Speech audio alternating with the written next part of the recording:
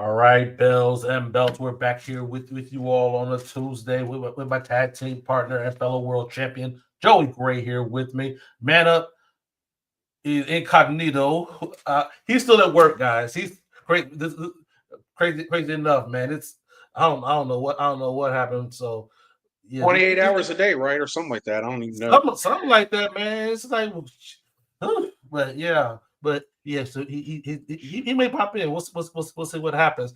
But we're here back with you all. We thank everybody for joining us again here at Bells and Belts. What's up? What I missed? What happened? No, I was really do. Never mind. Yeah. Nothing if you got him. Yeah, man. Yeah. We had a good time last week. We looking at some indie belts last week. We had a good time with Ben Work. Always a good time talking belts with Ben and whatnot. So there's some stuff being about. We might have to revisit a part 3. We'll see about that and see how that goes. But today, Joey, we're talking about our top favorite enhancement talent. I'm going to try and avoid using the J word during this show because that's kind of a negative connotation that these guys get. Whatnot. I like the way Arn Anderson broke it down. And Stan had said it in his Hall of Fame when he's talking about the carpenters in the business. The guys who were there to build up talent that the companies were looking to push. So making them look good, and that's what we're talking about today, Joy. Yeah, and I mean, it kind of was feeling it, especially after talking to Dusty Wolf recently, where he had his fair share of success in the ring, but he found a niche at a lengthy career doing enhancement, working for the WWF, making the stars that everybody loved, and that can't be done on their own. You can't get in the ring and get over by standing there. You have to have somebody that knows how to wrestle on such a level that they can make everything you do look great, and that's what makes a great enhancement talent. And I'll tell you, I heard Dustin Rhodes say it too. He goes, "We're all enhancement. Like, there's nobody that's not doing that." It's like, everybody, a lot of people get their chance to be on top or to be figured in or win championships and stuff like that. But it's like, at some point, you will have to, do something for somebody else, and you should want to, because of the honor involved in that, and the fact that somebody else did it for you all the way up. Why would you not want to do it for somebody else? Because you ain't going to be there forever. Somebody else has got to become the next star and get there. So it's a true art to it. And some people, the people we're going to talk about, are some of the best to ever do that. Absolutely. So we're going to jump in real quick. We're going to say hi to everybody. We got Wrestling Bonkers in the house tonight. Old head, what it do? We got a Platinum Sword sighting tonight as well. Yeah. One of our honored guests tonight, generic jobbers in the house. Pay me time. What's up, fam? Are we gonna be? If generic jobber isn't in the top 10, I'm 7th. Oh dear gosh. He didn't just say that. He didn't. He didn't say that. Gotta pull. Tell me he didn't just say that. Exactly. We're going to talk about a lot of great wrestlers and Al Snow. Exactly. No. As Mick Foley always talks about him I that way. love it. Oh man! All right, we go kick things off. And we're gonna start with Man Up's number 10. And at number 10, Man Up has Bobby Salsa. I do not recall this gentleman at all, but I clearly see he was there. I see he was there, indeed. Okay. All right. Okay, I'm speechless. I'm truly speechless because Bobby Salsa. I'm gonna have to look that man up because I don't recall any of his matches, but there you go. He just wasn't one that stuck out in my mind ever, but exactly. Do you guys out there remember Bobby Salsa? So did he salsa dance? Was that part of the gimmick, or I'm wondering. Hell, someone do a quick Google search on Bobby Salsa. And now I'm intrigued. And I would have loved to get Man Up's take on Bobby Salsa. I really would. Is he a medium salsa or spicy? Exactly. I tend to like my spice a little extra hot. I just made a salsa last week. Had habaneros in it, so I like a little kick on my salsa. What about you, Joey? Well, I would prefer it that way, but due to stomach issues, they don't let me do it no more. But I do like it. It just don't like me. Yeah. Dinosaur, I think he tagged with Richard Spicy. I'll be damned. Hey, it's a possibility. I wouldn't leave nothing. I wouldn't leave nothing. Bobby Salsa, Dick Spicy. Damn. Damn. All right, Joey. Who you got at number 10? Man, I'm gonna go straight out. I'm gonna come out hard with this one. The Brooklyn Brawler. Come on now. Damn, you literally coming out strong at number 10. Okay. Lord, I can't even talk about jobbers without talking about the Brooklyn Brawler. I mean, or Enhanced Mentality in general. The Brawler was a fixture of WWF television, man. And I remember when the character debuted, and they acted like he was gonna be a star, and then it was like 2 months later he was settling into his role. Exactly. But he was one of the best to do it, man. And everybody knows the Brawler wrestled everyone who ever was in the World Wrestling Federation from the late 80s all the way up to the late 90s, if I remember, and then some appearances in the 2000s. You know, he's one of the few ones that had like sort of a character here, but I mean, just something about him, man. The Brawler stuck out in my mind always, and he was really, really, really incredibly talented at being an enhancement worker. Oh, absolutely. We're going to see him again. I'm pretty sure. I mean, I would only assume so. Yeah, exactly. Well, one of the guys. I'm going back when I first started watching wrestling, 1986. And one of the guys you would definitely see on television is Terry Gibbs. You would like your beloved baby faces in the 80s went up against this man, and he truly made folks look like a million freaking bucks. Probably worked as a heel, he matched up against Steamboat, JYD, Snooker, Santana, and Hogan during that era. One of the stalwarts on WWF programming. So I got Terry Gibbs at number 10. You've heard of Bobby Salsa? I am very familiar with Terry Gibbs, though. Oh yeah, exactly. So we going to ask Man Up about Bobby Salsa. Bobby Salsa, yeah. Man, shoes. All right, go to the comments. Generic Job says he's feeling that. I guess you're talking about he's in the top 10. All right. Thinking okay, we got that one laughing up there. The Italian JCP regular, the Italian Stallion. Okay. We'll see him later. I'm just going to spoiler alert on that. Okay. I thought Brawler would have made the top 5. Yeah.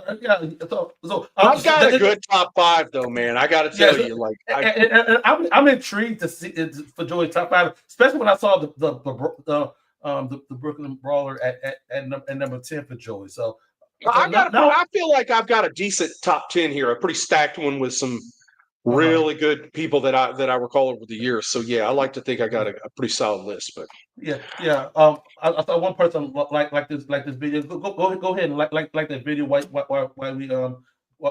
we're waiting here and for Man Up's number 9. Go ahead and hit that like button for this video. Appreciate that. Man Up at number 9. Let's see who Man Up at number 9. Mickey. He got Mickey J.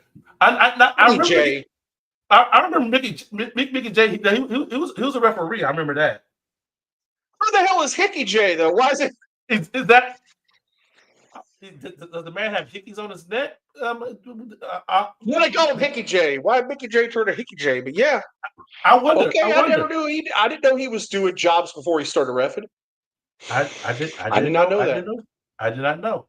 So where is Man Up getting his list from, bro? He would. Boy, okay. All right. I guess it stuck out to Man Up. Hickey J. I get it. All right. Who you got in number 9, Joey? I have the Mulkey Brothers, baby.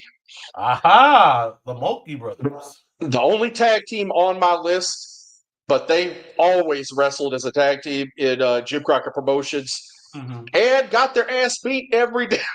But I never saw I enjoyed watching the Road Warriors maul them. I mean, I remember the Sheep Herders mauling them. The Andersons, my God, the Mulkey Brothers got the hell beat out of them out there in that ring. But they were great.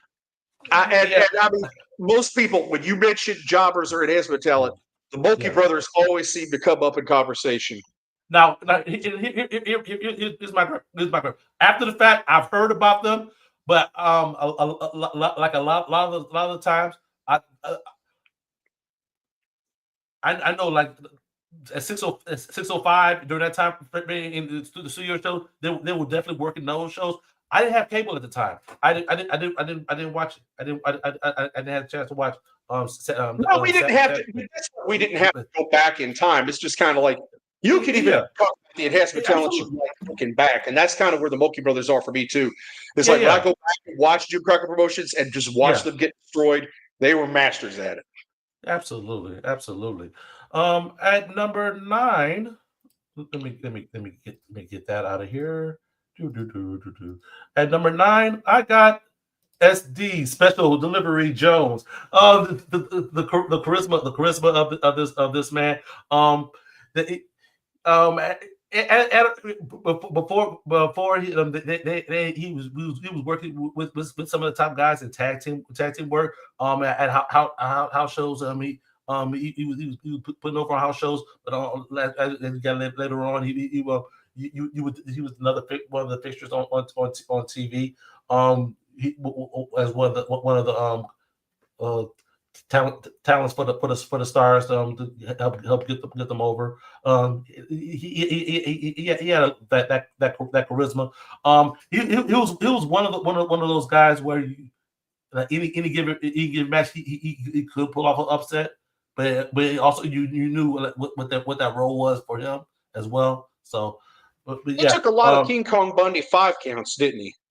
Oh yeah, especially the one at the very first WrestleMania, man. So yeah, that's what he was gonna be synonymous with. So yeah, I got SD Jones at number 9. Going to the comments real quick. He deserves props. Not a lot of enhancement workers had WrestleMania matches, that's for sure. Absolutely. WWE favorite, Iron Mike Sharp. Absolutely. Yep. Everybody remembers him. I never felt SD Jones was as an enhancement talent. The man had an LJN figure, man. So it's kind of debatable on whether you consider that him or not. But yeah, he did do a lot of losing. Let's be real. He did.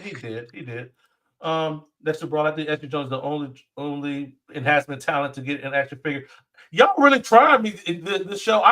I'm unless it's generic jobber, I'm not going to say the J word otherwise. So try to do your boy a solid and try to leave it out the comments, man. Yeah, all I'm gonna do is replace. They ain't doing it. It's gonna be jobber all the way. Dang it. I have one. That's why I don't feel like he should be on the list. Okay, fair enough. Fair enough. Fair enough. But Well, what's on your list? Tell us what's on your list. yeah. Platinum, you haven't even told me. I don't see the first one for you. But all right, you owe us a couple. Platinum, you owe us a couple. Going to number 8. Man up. Let's see who he shots us with this time. Dwayne Gill. Okay. We all know Dwayne Gill. Sure, Dwayne Gill. The ever lovable and powerful freaking Gilbert.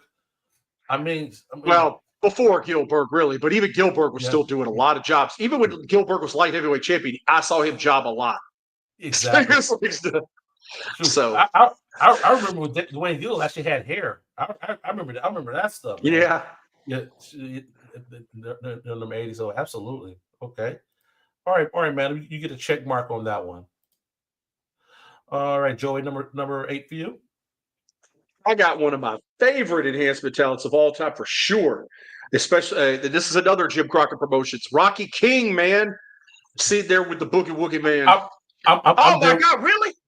I'm there with you, bro. I'm there with you, man. The man was athletic. He was very charismatic. Baby face. He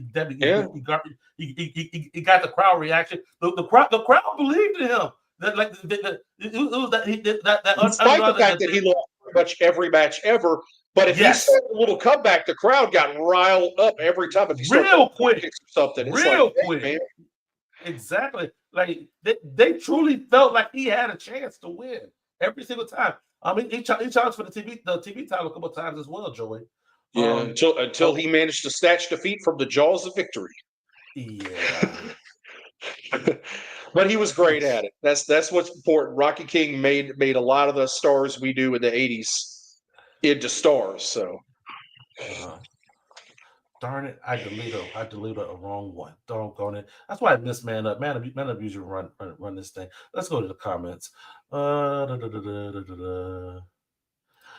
have one who I don't feel. Oh no, that my dog deleted my list. Okay, well yeah. So okay, all right, Platinum. I'll give you that one. Granted, you should have your list on your phone. Your dog can't eat your phone, but okay, no, it's all good. Michael Whipwreck before he gained weight. Okay. He wasn't a jobber. He was the world champion. But before no. But before he gained the weight like in. I wouldn't call him an enhancement guy, though. Maybe in WCW he was, but not at ECW. So he took a lot of L's before that, though. That doesn't make you an enhancement talent, though. That's like saying Sean Waltman was one of your favorite enhancement talents. It's like just because he did jobs before he beat Razor Ramon. It's like, yeah, but you can't sit here and say SD Jones is not an enhancement talent, and then go on and sit here and tell me, Mike, man, come on. Yeah. We make no sense. Yeah, it doesn't. We had like we'll put the current back a little bit. We had a little discussion as to defining enhancement talent. Because I was looking at the old Mid South. Marty Lundy was doing jobs out in Mid South before he became Arn Anderson and whatnot. Heck, Rick Rude was doing jobs as well. Right. But before he became ravishing. So but we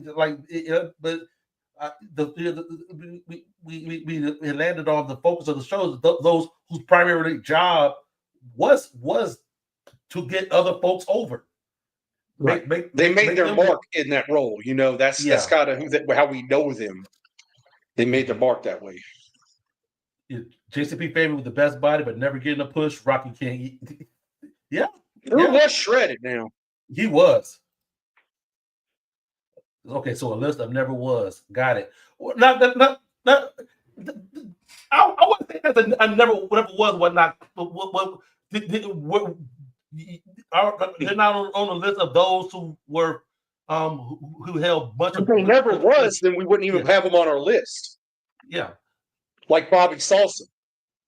I'm just saying, and Hickey J, like all this guy, it just goes to show, like, yeah, everybody is not going to be the main event. It's not going to be the upper mid card. Everybody has a role in the bigger picture.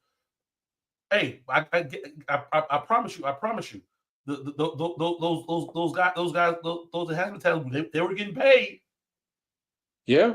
And half of AEW now is a bunch of enhancement talents. They just got gimmicks. Just saying. So, no, it's all. Oh good. No, you trolling hard, man.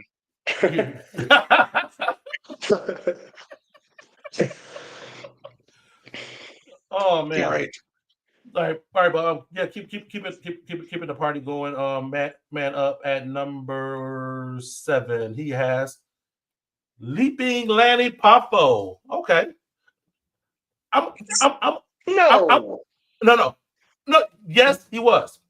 Because I spoiler, I have him on my list as well, and I'll get into it. A short period of his career was jobs, but this isn't a guy that's known for that. I bet different. I'll come back to it, Joy. Yeah, we'll come back to the guy. I got him on my list. I got him on my list. Who you got at 7, Joy? I have the Gambler. Now, this is a guy that was a regular in WCW Saturday night, probably from about 1992 up to 96 or 97. Every damn week I watched this guy get his ass beat. But I remember him fondly. He had the little gimmick kind of. He was the Gambler. Come out there, kind of rolling the dice or whatever, doing a thing. It was good, but he was fun to watch him get beat up, and he was very good at it. And again, this was a time where I was glued to WCW too, so I fondly remember the Gambler. Absolutely. At number 7, I got George South. Yeah. Absolutely. Yeah, one of Ric Flair's favorites to work with in the ring. Known for being a professional. Known for leaving it all out there. A lot of the upper card guys, they would feed him. They would give him a little bit as well, because they held him in such high regard. So I got George South at number 7. Let's just take a look at these comments. He trained a lot of people in the business now too, including Tessa Blanchard. Yeah, still training out in North Carolina. Absolutely. Oh, and I thought this him and Gary Royal lost. They're the ones that lost to the Monkeys when they did get that win. Damn, they had to be the ones to put the Monkeys over. Yeah. So, okay, all right. To me, Mike Wicker was a slow build in the beginning. He was jobbing in ECW until he got his push. Okay.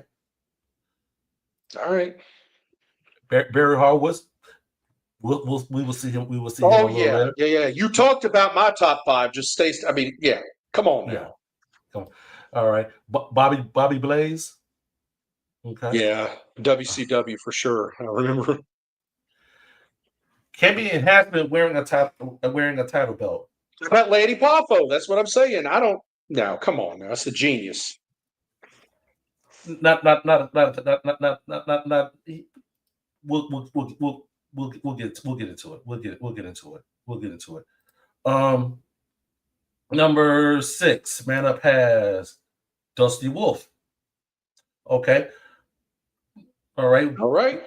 Good friend of the show. We will definitely see him a little bit later on. Joey, number 6.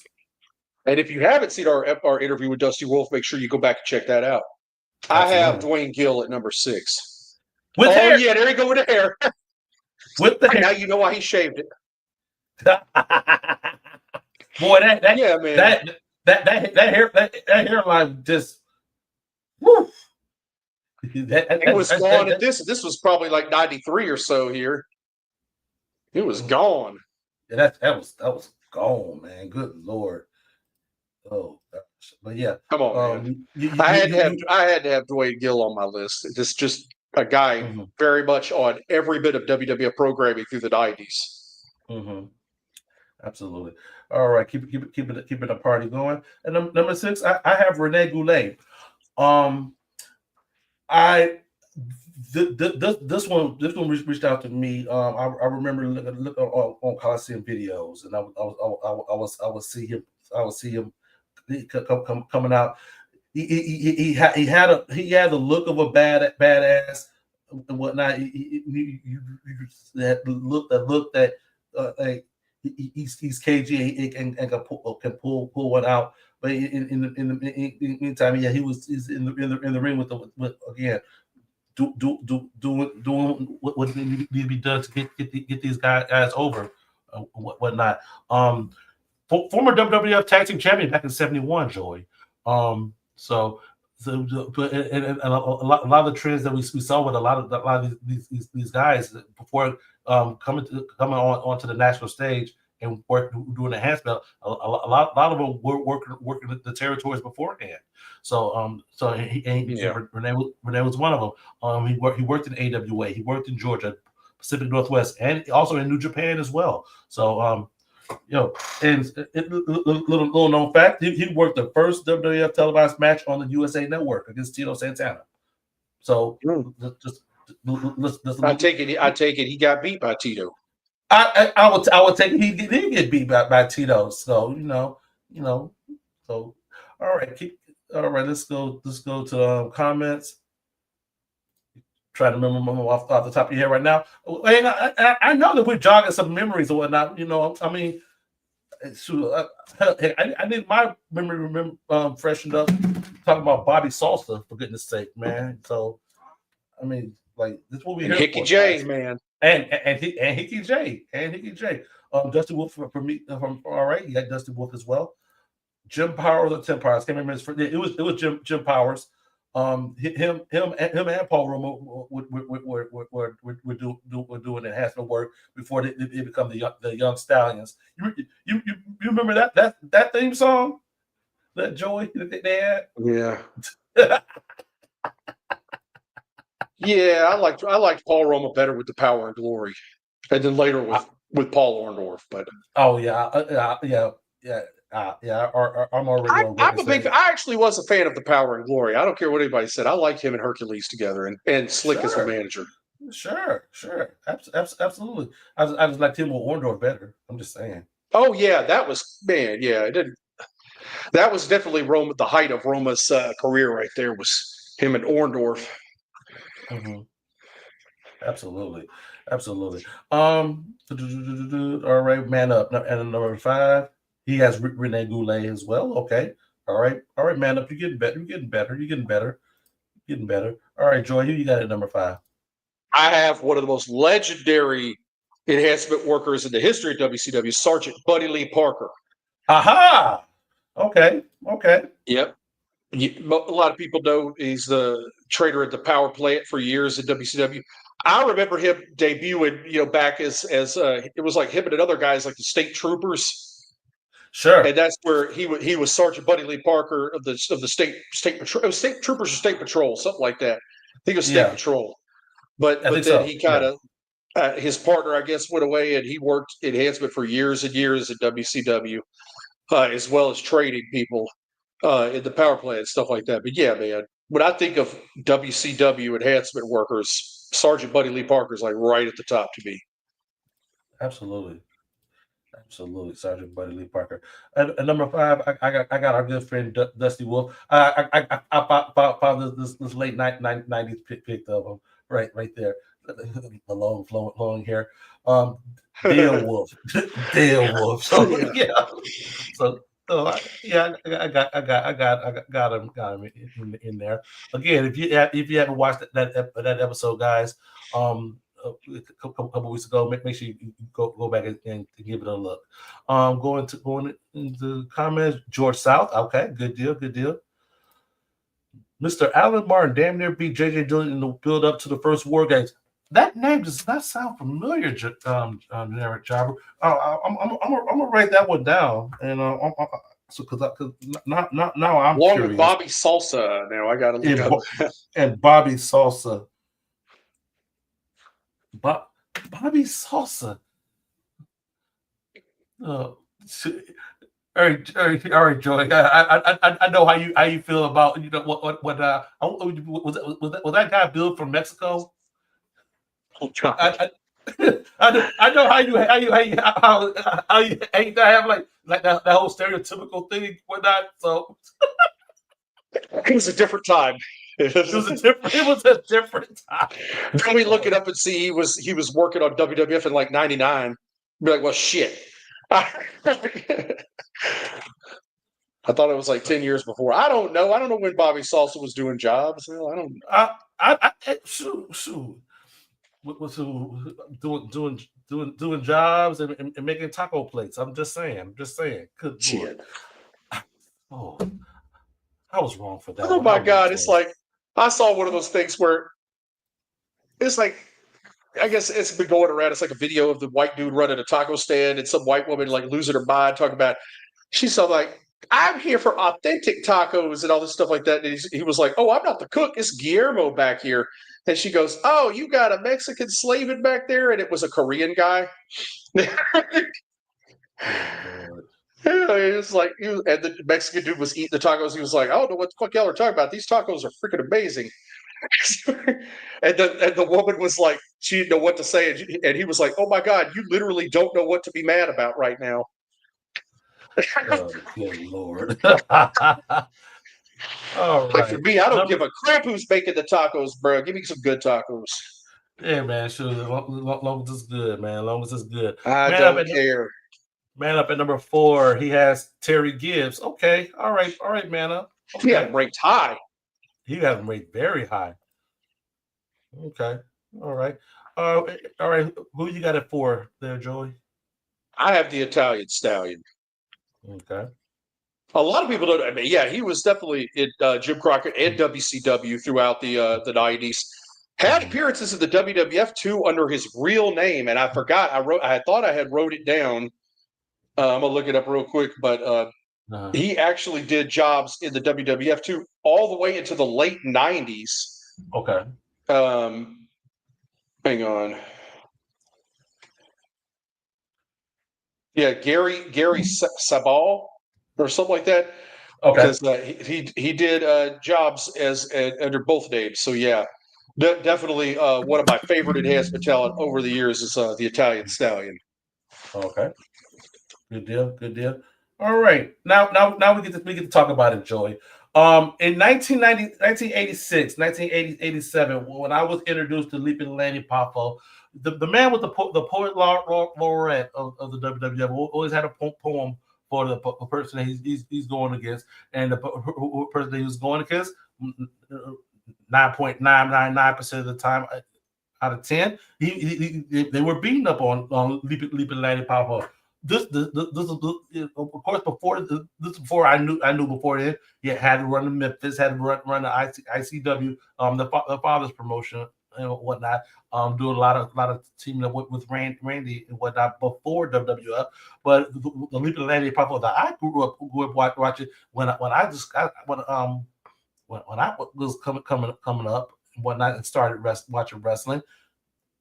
Leaping Lanny Poffo job was to put folks over. One of the classic memories I remember. There was a battle royal on Saturday night's main event. Andre the Giant headbutted him, split him wide open. He was a freaking bloody mess on the freaking floor. I was like, damn. And it was one of those times like you rarely saw that. You rarely saw blood. So it's the Genius, and he beat Hulk Hogan on Saturday night's main event, right? By count out, I think. So still a win. I mean, it's like damn, but I think he made his mark more as the Genius than he did as a jobber, though. So that's kind of where my mindset is. Is like, okay, he had a run. He had a run as a star and stuff. He didn't, and even then, when he was doing enhancements, most enhancement guys weren't weren't getting that mic time and stuff like that either. So I feel like even though he was losing, they were kind of trying to build him. I don't really see him as an enhancement guy. I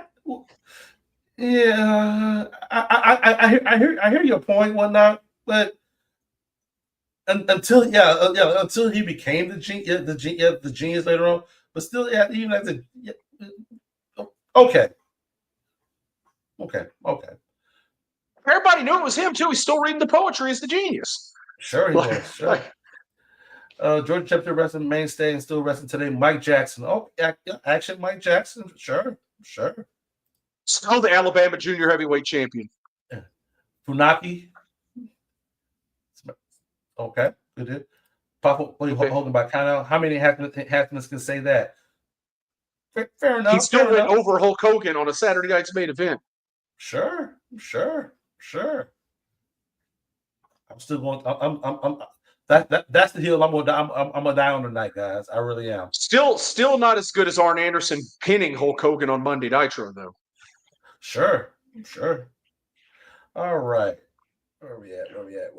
Okay, going back up to Man Up at number 3. Yeah, I remember Mike Samples. I don't. I'm looking at the graphic. That's gotta be 90s ish. Yep. And he kind of developed a character later that he was known for on the indies and stuff too. But yeah, this is him before he dyed his hair blonde and cut it and stuff. Yeah. Do you remember what that guy's name was? Afterwards, Mike Samples.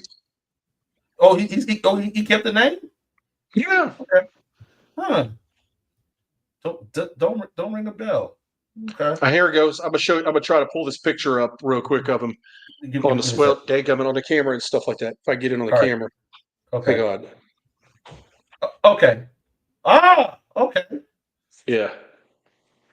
Okay. All right. Good deal. All right. Joey, number 3.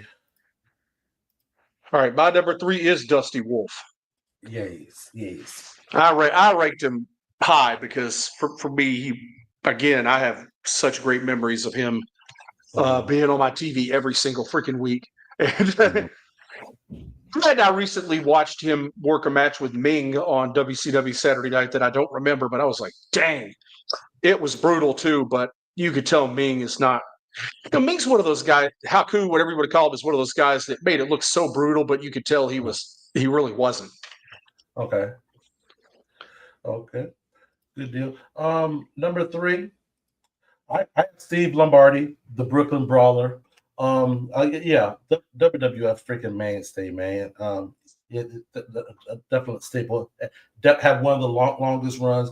No matter where he was, Steve Lombardi, Brooklyn Brawler. Hell, Abe Knuckleball Schwartz.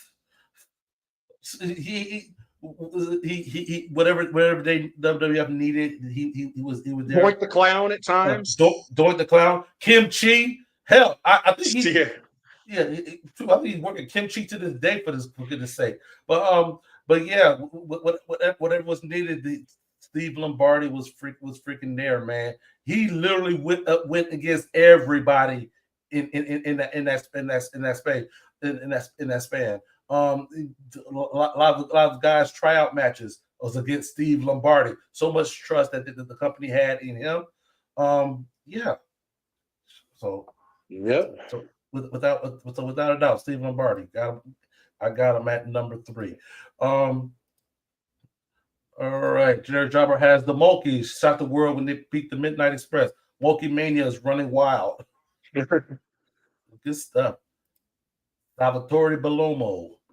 I actually met him once when I was working on the Belgium indie scene. Nice guy. Nice guy. All right, we're coming up on number 2s on our list. Man Up at number 2. Bullshit. Get that shit off, man. What? Oh, he gonna get roasted for that one. He gonna get roasted for dude. That Hercules. Dude was at WrestleMania 2, 3, 4, 5, 6, maybe 7. I'm trying to remember if Power and Glory were on WrestleMania 7. Exactly. So it's like, dude was not an enhancement talent. Yeah, losing doesn't make you an enhancement talent. It's like he lost. He also won a lot. Jeez. Shoot. Achilles. He was enhancement talent usually don't have managers. He was managed by Bobby Heenan and freaking Slick, for goodness sake. Yeah. So huh? He was smashing jobbers. Oh yeah. This man oh my God. Let him have it in the comments, y'all. Go ahead. Yeah. Oh. No. Thank you, yeah. Yeah. Oh, damn. I'm just saying. This dude put Hercules on the damn He put Hercules. Okay. Like we had a debate on Leaping Landing on that one. And but there's a merit to your argument on that. Right. There's no merit to Hercules. There is none. I'm sorry. It just isn't. Jeez. Duke came in and he was working on top when he came into the company. So, yeah. All right. JCP Enhancement Player to the Stars. George South. Okay. Absolutely. Iron Mike Sharp. Yes, sir. Yes, sir. Oh, shoot. Joey, number 2. I got to do it. Don't worry. I do too. I do know. Too. He had to be at the damn top, man. Dude. Barry Horowitz is one of the best enhancement workers ever. Exactly, man. Exactly, man. Shoot. I will never forget that time when he rolled up Body Donna Skip and pinned him on there. And people lost their goddamn mind, man, when he beat Candido at that time. That was brilliant, though. I mean, brilliant to let him win. And then he kept beating Candido, and we kept laughing. Because literally Barry Horowitz been there for years, never won a match.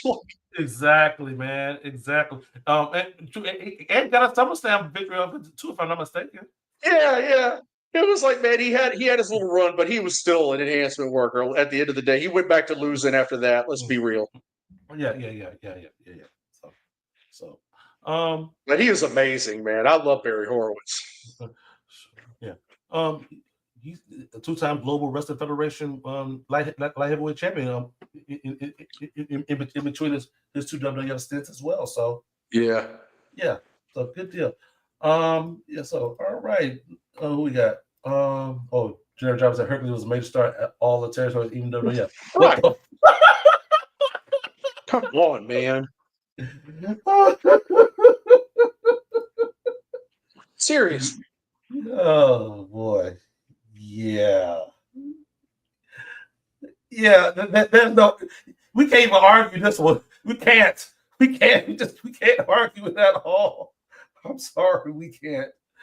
Oh my God. I'm ready to see here in just a minute who the hell he's got at number 1. Are you ready? You ready for it? Did we honor yet? Did we honor that Intercontinental title run yet? Yeah, we did. I don't even remember it. Okay. No.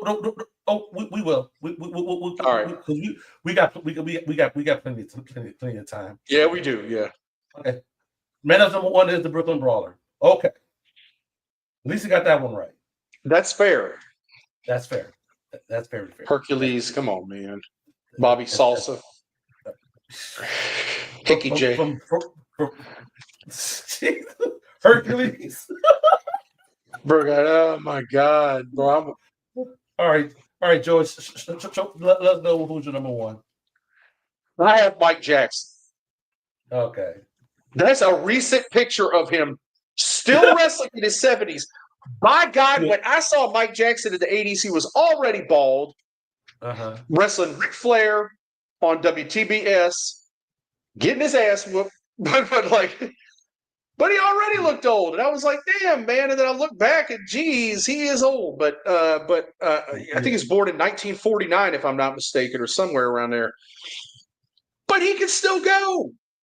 It's not like Ric Flair out there all decrepit and broken. Mike Jackson gets out there, he's like running the ropes, like running. I mean, like I'm like, whoa. He's walking the ropes, man. Dude is going, man. He can still go, and he's probably still the Alabama Junior Heavyweight Champion.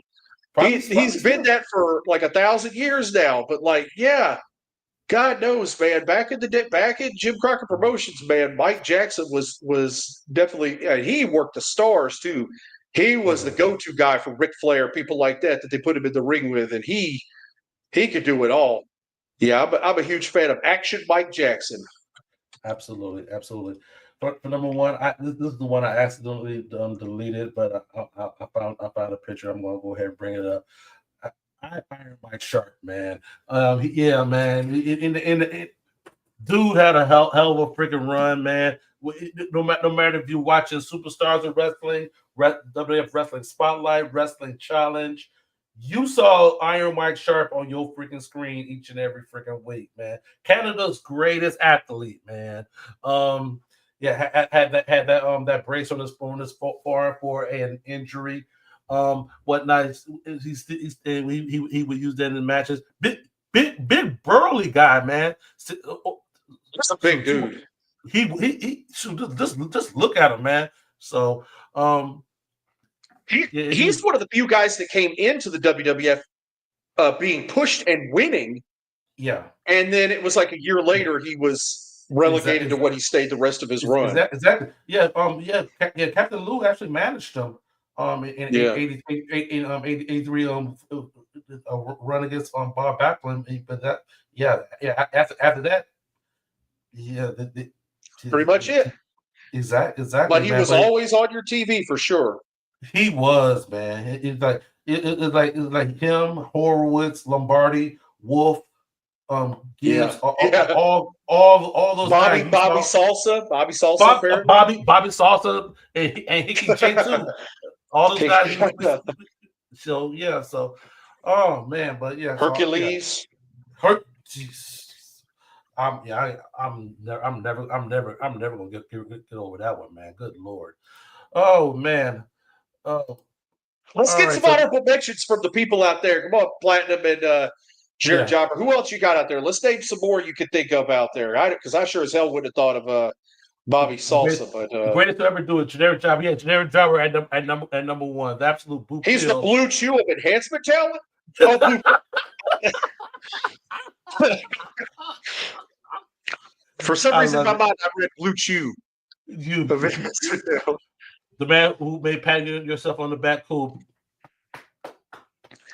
This man had a vest on with the handprint on the back. I remember. He did, man. Like, dude, man. Like, Jesus Christ. I loved it, though, man. I thought it was great. Man, I mailed in his. Bruh, you got called out, man. Up. You need to know about that, bruh. Phone it in, mail it in, whatever you would call it, man. They calling you out. They said you some bullshit. Hickey J my ass. Dude, oh man, shoot. Hey man, to this day, going forward, man, the running joke, man, like at least I'm not Hercules.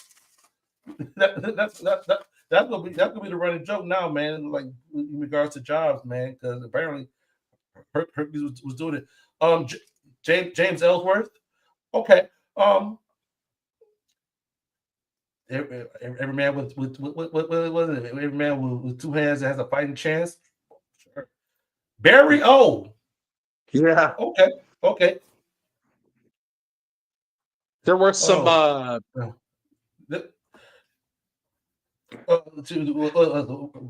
remember Reno Riggins. Yeah, but Reno. Reno Riggins definitely was a enhancement guy, but I did like him as what happened to Tennessee Vols. We talked about that, but sure. I don't know about Ellsworth Platinum. He got pictures of the WWE champion AJ Styles. Ooh. I mean, that's true. True generic. It's true. So all right.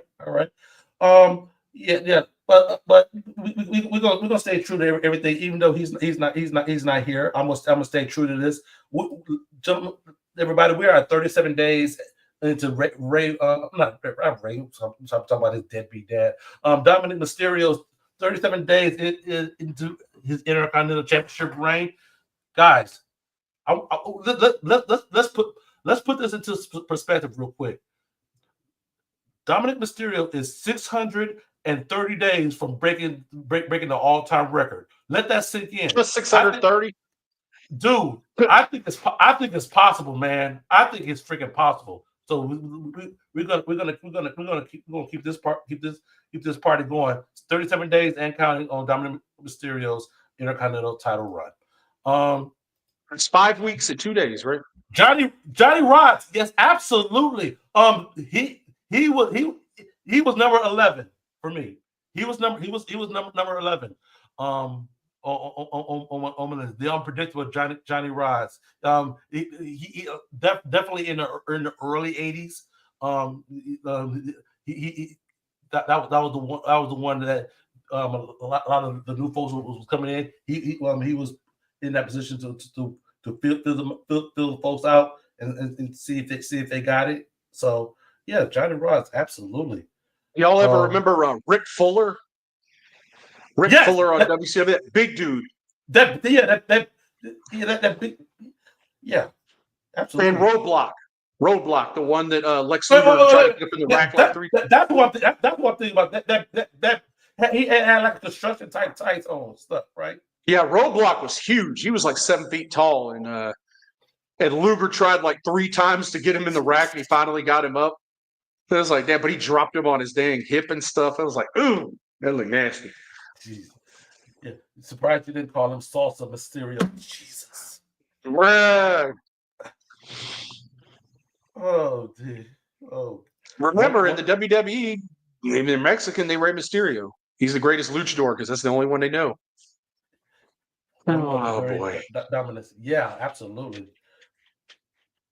Drew McIntyre before he started eating anabolic chicken. Damn it. What was Drew McIntyre? The only time he did enhancement was in 3MB, and they still won. Yeah.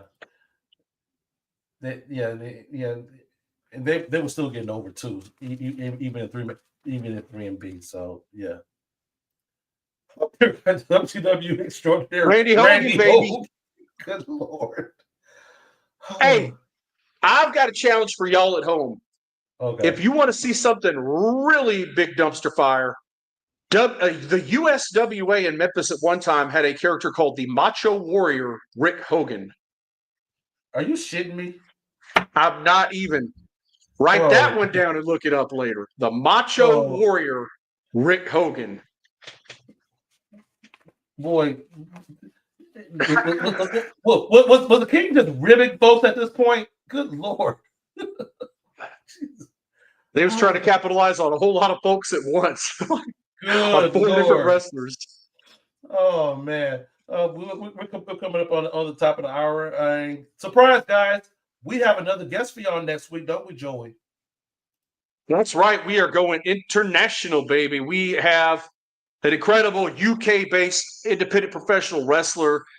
He's a graduate of Rhodes Wrestling Academy under Dustin Rhodes, and wrestles primarily in the UK, made lots of appearances in the US as well, including Ohio Valley Wrestling, AEW, amongst others. Let's check it out.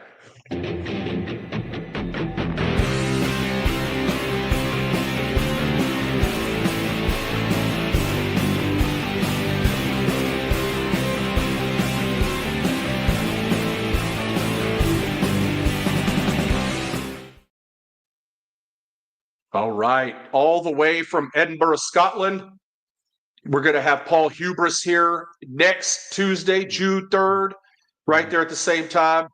This man is, again, world-traveled, based out of Scotland in the United Kingdom, but again, graduated under Dustin Rhodes, started his wrestling career. We're going to get into all that, talking to him next week. Is Paul Hubris, man. Look him up. If you don't know him, go check out his Instagram. He's got his YouTube link on there. You can check out a lot of his matches.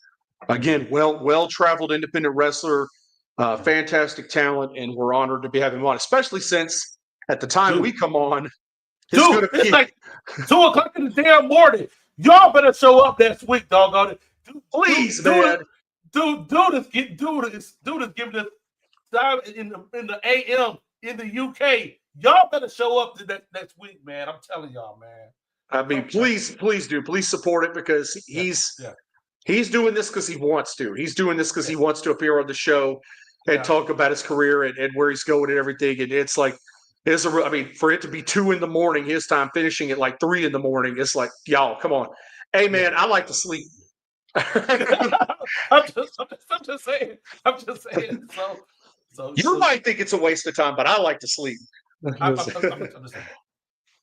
Oh, really, Platinum? I'll plan on brushing my cat around that time next week. Shut up, Platinum. There's no excuse for you not to be able to do both. I'm just saying. Hey, I cleaned the whole belt a couple shows ago. So come on now. It's called multitasking. But guys, we appreciate everybody for tuning in. As always, we love to go down memory lane. And talk about a group of guys that beyond underrated and definitely do not get their just due and get their flowers for their impact on the business, right, Joe? That's it. Yep, and we're proud to bring a lot of great guests here. So definitely keep supporting us. Yeah. Make sure you share our content if you can. And dude, like if you're bored one day, look at our channel, man. We got tons of content. I mean, hours and hours and hours of content between shorts, videos to include belt reviews, unboxings, all that stuff, show reviews. I mean, good God Almighty, you could spend days watching bells and belts. Oh my God, dude, we're coming up on 3 years of doing this. We have 3 years of content on the channel. Some of y'all probably don't even know that we haven't freaking did.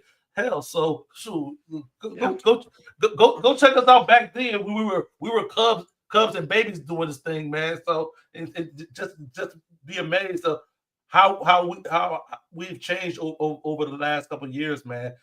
Like it's truly been a growth. And it's definitely been a ride doing this with Joey and Man Up. We've seen growth in each other and what we're doing, whatnot. So yeah. All right, I think that's it for now, Joy. We're overdue for a watch along. We're gonna talk about see what we got going on. See if we can do one. If we do one, we're last minute, so we just understand. You got to stay tuned for that. All right, for Man Up in his absence, for Joey, I'm your boy Cedric D. We will see you guys here next week here on Bells and Belts.